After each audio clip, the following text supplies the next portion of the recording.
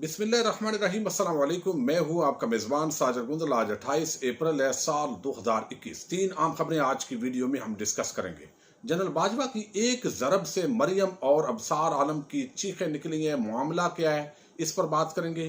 Justice कादी फायज ईसा बामुकाबला सिद्दीक जान, हकायक क्या है। बिलावल के पापा का अरबों रुपए का एक और करप्शन स्कैंडल सामने आया है, इस पर आज सबसे पहले बात करेंगे। अगरचे आसिफ जरदारी और शरीफ माफिया की करप्शन किसी से ढकी छुपी नहीं है, लेकिन मुल्क का एक बहुत ही कमजोर निजाम एहतसाब है जिससे हमेशा ये बच जाते हैं। और अब काजी फायज ईसा के फैसले के बाद मजीद लोगों के अंदर मायूसी में इजाफा हुआ है। लेकिन याद रखें, ये एक करप्शन के खिलाफ, माफिया के खिलाफ तवील जिद्दोजहद है। इसके अंदर अगर आसाब कमजोर हो गए और अवाम ने हार मान ली तो फिर ये माफिया हमेशा जश्न मनाता रहेगा। लिहाजा इस माफिया के खिलाफ हमेशा हमने जंग जारी रखनी है। यही रियासत पाकिस्तान से वफादारी का तकादा है। अब देखिए किस तरीके से आसिफ जरदारी करप्शन करता रहा, हर उसका स्कैंडल उसके अंदर वो बच जाता है। चूंकि पूरा निजाम इस तरह का है कि यहाँ सजाएं नहीं होती। पहले तो प्रोसिक्यूशन अच्छे तरीके से नहीं होती, मामला अदालत में जाता है, फिर लटकता रहता है, फिर जमानतें हो जाती हैं। ये सारा माजरा हम देखते रहे। अब इस्लामाबाद की एहतसाब अदालत में आसिफ जरदारी के खिलाफ और उसके एक नौकर यानी स्टेनोग्राफर के खिलाफ एक और रेफरेंस दायर किया गया है। उस मुश्ताक अहमद उसका नाम है। रेफरेंस के मुताबिक मुश्ताक अहमद और निजी हाउसिंग सोसाइटी के दरमियान 8.3 अरब रुपए की गैर कानूनी ट्रांजैक्शन हुई और कराची के पोश इलाके में 8.3 अरब रुपए से जायदादें खरीदी गई हैं। रेफरेंस में कहा गया कि ये जायदादें दरअसल आसिफ जरदारी की मलकियत है।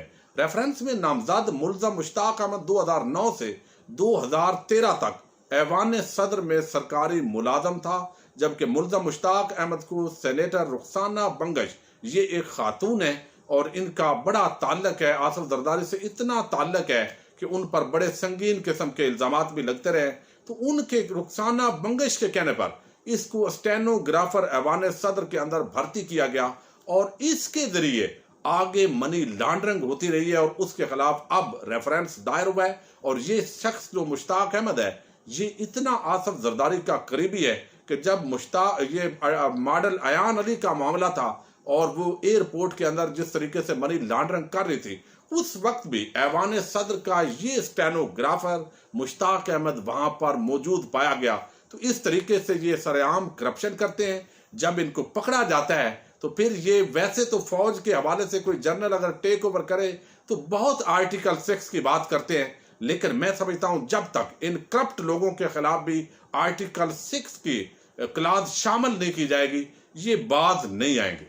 अब हम आते हैं अगले इशू की तरफ और वो है जनरल बाजवा ने किस तरीके के साथ मरियम और अबसार आलम को परेशान किया है। अब मरियम की पहले हम बात करते हैं। मरियम जो है उसको इसलिए परेशानी हुई है और आज उन्होंने बात की प्रेस कॉन्फ्रेंस के अंदर कि जो पिछले दिनों सहाफियों के साथ एक मुलाकात हुई है जनरल बाजवा की, उसके अंदर उन्होंने बताया कि नवाज शरीफ अपने करतूतों की वजह से गिरा है, हमने नहीं गिराया, हमारे ऊपर इल्जाम मत लगाइए। उसने खुद करप्शन की, मनी लॉन्ड्रिंग की, अकामा रखा, सुप्रीम कोर्ट ने फैसला दिया और नायल हुआ, इसको आप हमारे खाते में ना डालें। अब ये बात जो है ये मरियम साहिबा को बड़ी नागवार गुजरी है और आज उन्होंने जो है वो मरियम साहिबा ने कहा कि आप इदारे के सरबराह हैं, सियासत में मुदाखलत नजर नहीं आनी चाहिए, आपको अपने सरगर्मियों को आईनी दायरा कार तक हदूद के अंदर रखना चाहिए, नहीं तो आवाज उठेगी। आपने पता नहीं किसको कहा कि आप अपने जोर पर खुद गिरे हैं। नवाज शरीफ को गिराने वालों को समझना अब मुश्किल हो रहा है। इस हवाले से कश्मीर के मामले को भी उन्होंने तूल देने की कोशिश की और ऐसा जाहिर किया कि जैसे कोई सौदा हो रहा है, लेकिन वो समझते हैं कि हम शायद पाक फौज से ज्यादा वफादार है। हालांकि शरीफ माफिया की वफादारी सब ने देखी है कि किस तरह उन्होंने खजाने को चूना लगाया है। लेकिन इसके साथ एक और मामला जो है वो बड़ा आम है, जिस हवाले से जो डेवलपमेंट आई है वो है अबसार आलम। अबसार आलम ज़ाहिर है पहले तो एक सहाफ़ी था, फिर पैमरा का चेयरमैन उसको बनाया गया और खास उसकी इसी नौकरी का सिला दिया गया। अब कई सहाफियों को ये सिला दिया गया, एक उसमें नजम सेठी भी है जिसको पीसीबी का चेयरमैन लगाया गया, एक मरतबा उसको जो है वो वजीर आला भी निगरान लगाया गया। इसके साथ एक राशिद मिनहास नामी शख्स है वो भी बड़ा नौकर चाकर था, उसको कश्मीर के अंदर मुस्लिम लीग नून का उसने इलेक्शन लड़ा और वजीर है उस वक्त, इस वक्त भी, और बड़ी नौकरी करता है, कालम निगार भी लिखता है। इसी तरह हमने सरकारी हाजन का भी जिक्र अक्सर करते हैं। सब ने कुछ ना कुछ लिया होता है, लेकिन साथ जो है ये मामला बड़ा आम है। अबसार आलम को जब लगाया गया पैमरा का चेयरमैन और इनसे सवाल किया गया तो ये बड़े गुस्से में हुए। फिर उन्होंने कहा जी देखो, मैं अब सहाफत छोड़ चुका हूं और मैं तो अब एक इदारे के अंदर जिम्मेदारी निभा रहा हूं।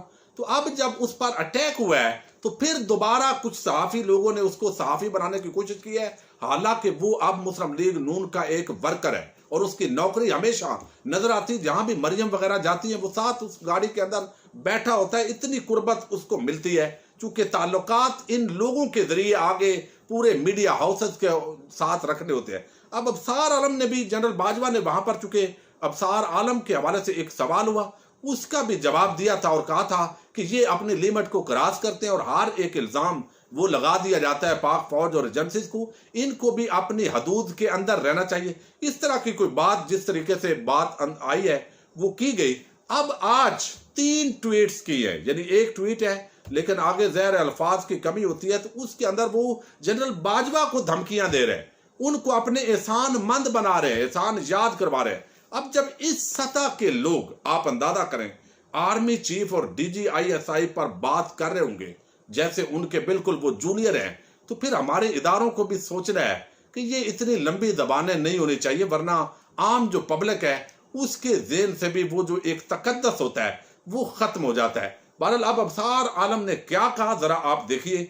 वो कहते हैं, जनरल कमर बाजवा अस्सलाम वालेकुम, मैंने तो अभी कातलाना हमले का इल्जाम भी किसी पर नहीं लगाया और आप मेरे खिलाफ बंद कमरों में गुफ्तगू फरमाते हैं, क्यों भाई? बंद कमरों में एक बंदा, आपका जो टाउट है, एक टोला है आपका तबका मलामतिया का, उसमें से अगर 1-2 बंदे ताज़ा वाकया हुआ, आपको गोली लगी और कोई सवाल करेगा उस पर जवाब तो दिया जाएगा। अब आप समझते हैं कि आप जहां सियासतदान और सहाफी चाहे टेलीविजन चैनल पर लोगों की पगड़ियां उछालें और नैब की बात हो तो वो भी जवाब दे, तो आप कहते हैं आईनी हदूद से तजावुज़ हो रहा है, और कोई अगर ऑफिशियल आर्मी का जवाब देता है तो आप कहते हैं ये सियासत के अंदर आ गई। या तो आप भी जबान को ताले लगाएं, लेकिन जब बात होगी तो जवाब तो होगा। अब वे ये कहते हैं कि आप मेरे खिलाफ बंद कमरों में गुफ्तगू फरमाते हैं, क्यों? आपने तो अपनी तरक्की के लिए मेरी काविशों का शुक्रिया खुद अदा किया था, जिसके गवाह आपके ससुर जनरल एजाज अमजद और आपके दोस्त जायद मुजफ्फर भी हैं। अब मामला ये है कि 2 दिन पहले इन्होंने एक ट्वीट की, उसके बाद इनको गोली लग गई और वो मामला जो है फिर इस तरीके से तबका मलामतिया ने उठाया कि जैसे ISI ने हमला किया है। यकीनन जब ऑफिसर्स की तरक्कियां होती हैं उसके अंदर चूंकि वक्त का जो वजीर आजम होता है उसका बड़ा आम रोल होता है, तो उसके जो करीबी लोग होते हैं ये बाद में हाजिरी लगवाते हैं। एक कहता है जनाब, हालांकि वो अपने टैलेंट के बलबूते पर आए होते हैं। आगे जो चीफ ऑफ आर्मी स्टाफ होता है उसके अंदर वजीर आजम की मर्जी शामिल हो जाती है, 3 नामों में से जो वो चाहे उसको प्रमोट कर सकता है। लेकिन इस मामले के अंदर जो है वो फिर सारे जो 4-8 उनके टाउट होते हैं, करीबी लोग प्राइम मिनिस्टर के, अक्सर और बेशतर, वो फिर सारे एहसान मंद करने की कोशिश करते हैं कि जनाब हमने आपका नाम कहा था मियाँ साहब को, मियाँ साहब ये जरा आपने जरूर करना है, ये बड़े जबरदस्त आदमी है।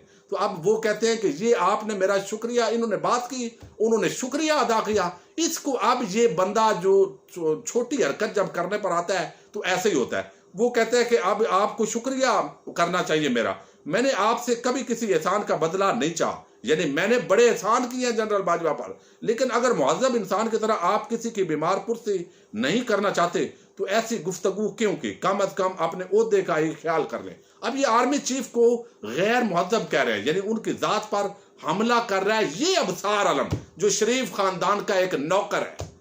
अब ये हालात हो गए हैं इस मुल्क के, आप खुद सोचें। अब इस पर जो लोग हैं वो परेशान नहीं होंगे तो और क्या कहेंगे। अब वो कहता है कि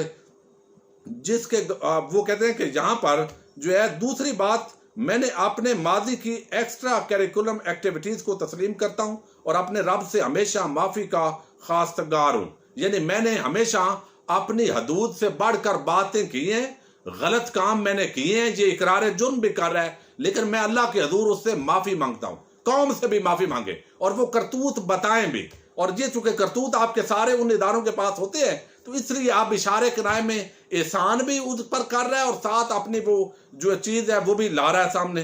वो कहते हैं कि आपको इस ओहदे का ख्याल रखना चाहिए था। तलबगार रहता हूँ, क्या आप और आपके कबीले के एक्स्ट्रा करिकुलम एक्टिविटीज तस्लीम करने के खिलाफ की जुर्रत करेंगे?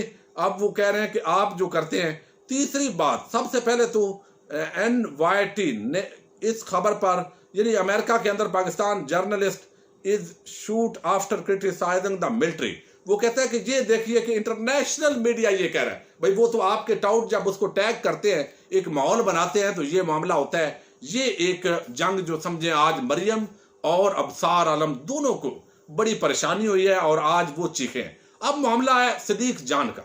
मैं आपको बताता हूं कि जस्टिस काजी फायद ईसा जो है, ज़ाहिर है वो एज ए वकील अपना केस उन्होंने खुद फाइट किया, उनके हक में फैसला आ गया। जब फैसला अभी नहीं आया था तो 1 घंटा पहले क्या बात हुई, इस हवाले से अपने एक चैनल पर सिद्दीक जान साहब ने बात की कि मुझे बुलाया गया, कुछ चंद जो खुशामती लोग थे सहाफियों में से, वो काजी फायद ईसा को फीड भी करते हैं और उनके साथ खड़े थे। उन्होंने बताया कि आपके खिलाफ तो बड़ी कैंपेन चलाई गई है और रात को जो है वो कमिश्नर की रिपोर्ट पड़ी गई है और एक बंदा वो खड़ा है। तो उन्होंने इशारे से 1-2 मरतबा सिद्दीक जान कहते हैं मुझे बुलाया, फिर वो साथ एक सहाफी खड़े थे और वो कौन थे, वो हसन अयूब ARY के एक नुमाइंदे हैं। उनको कहा कि उनको बुला कर लाएं।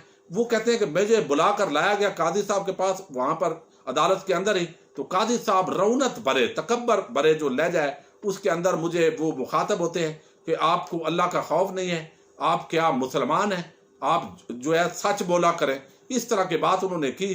तो कहते हैं मैंने कहा अल्हम्दुलिल्लाह मैं मुसलमान हूँ और सच लिखने की बोलने की कोशिश भी करता हूँ, लेकिन चूंकि वो सीनियर थे उस तरीके से उन्होंने जवाब नहीं दिया। तो ये रौनत और तकब्बर का जिक्र किया है सिद्दीक जान ने। इस पर ट्विटर पर ज़ाहिर है ये टॉप ट्रेंड के अंदर भी है, लेकिन इस मामले के अंदर बाद लोगों ने कहा कि ये सिद्दीक जान जो है ये गलत कर रहे हैं, ऐसी बात नहीं हुई। हसन अयूब जो ARY के नुमाइंदे हैं वो इस पर कहते हैं कि बात इस तरीके से नहीं हुई, बल्कि दरअसल सिद्दीक जान को काजी फायद ईसा जो है वो समझा रहे थे और उनको नसीहत के तौर पर ऐसी बात वो कर रहे थे। वो कहते हैं कि अगर मेरी बात पर यकीन नहीं है तो 1-2 लोगों के और उन्होंने नाम लिए, लेकिन अमीर आबाद बोल टीवी पर प्रोग्राम करते हैं, वो भी वहां पर मौजूद हैं, उनसे भी पूछ लें। तो अब जो अमीर अब्बास हैं, ज़ाहिर है अब ये 2 राय आ गई, एक सिद्दीक जान की राय और एक दूसरी तरफ जो है वो हसन अयूब की राय, जिन्होंने बुलाया।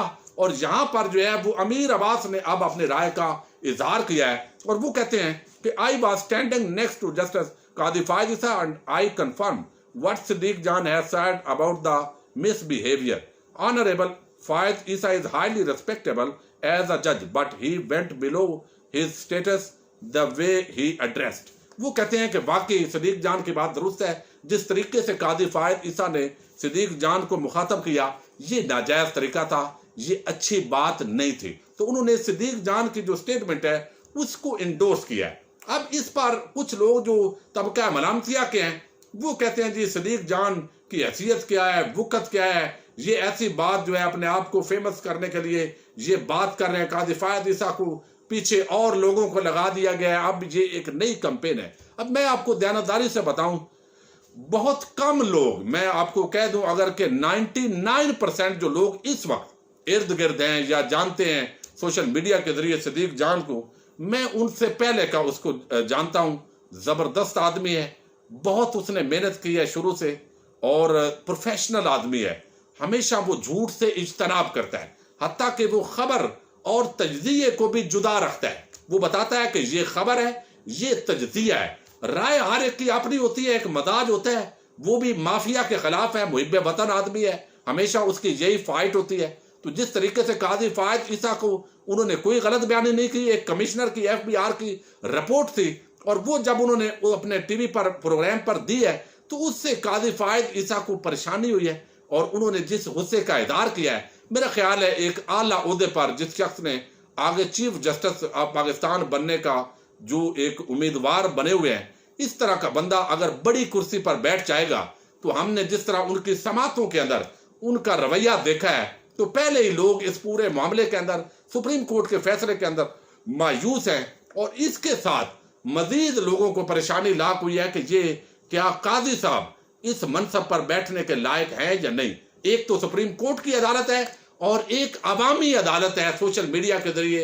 वहां काजी साहब का मुकदमा जो है यकीनन वो हार चुके हैं, बहरहाल वो उस मनसब पर बैठेंगे, उन्होंने बड़ी तरक्कियां की हैं, कोई मनी ट्रेल भी नहीं दी, इसके बावजूद वो अपने हक में फैसला लेने में कामयाब हुए हैं। इंसाफ तो हारा है, लेकिन कादी साहब बहरहाल जीत चुके हैं। लेकिन सिद्दीक जान जो है वो, मैं समझता हूँ कि उनकी जो बात है वो एक्स्ट्रा बात नहीं करते, बड़ा लिहाज करते हैं। तो कादी साहब को अपने रवैये पर जरूर गौर करना चाहिए। अपने मेजबान साजिद गुंदल को नेक्स्ट वीडियो तक के लिए इजाजत दीजिए।